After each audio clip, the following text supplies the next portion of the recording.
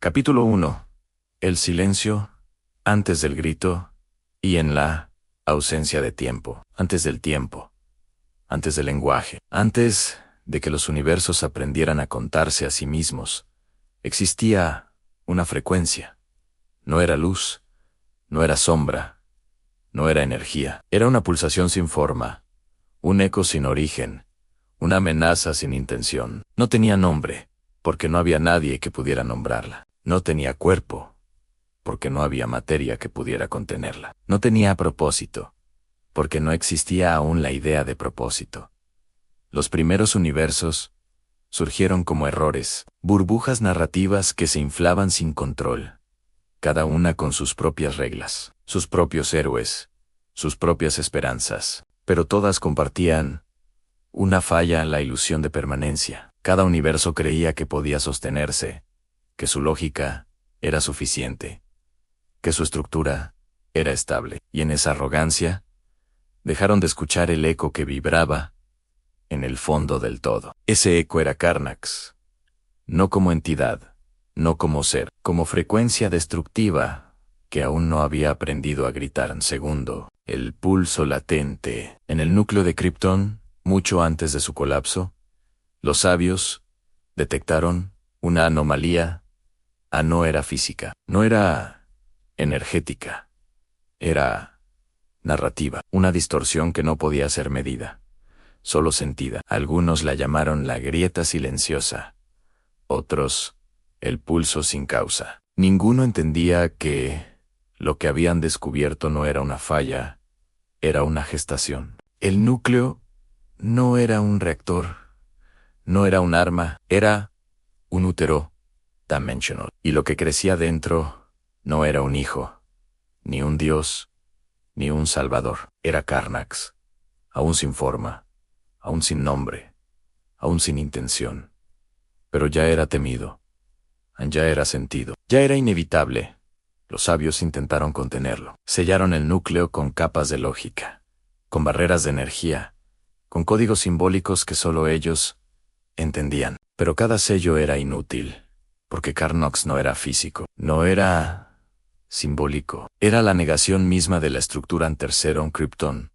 Antes del error en Krypton, era un planeta de arrogancia. Su tecnología había alcanzado niveles que desafiaban la causalidad. Sus habitantes vivían en simetría perfecta, creyendo que habían dominado el tiempo, la materia y la narrativa. Pero en su centro, bajo sus ciudades flotantes y sus torres de cristal, el núcleo latía en silencioso, en constante, maldito.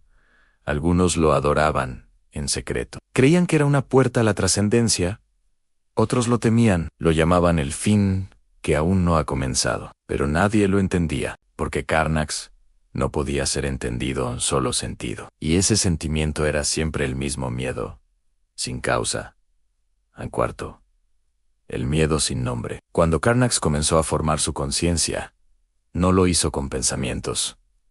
Lo hizo con interferencias. Las realidades comenzaron a fracturarse.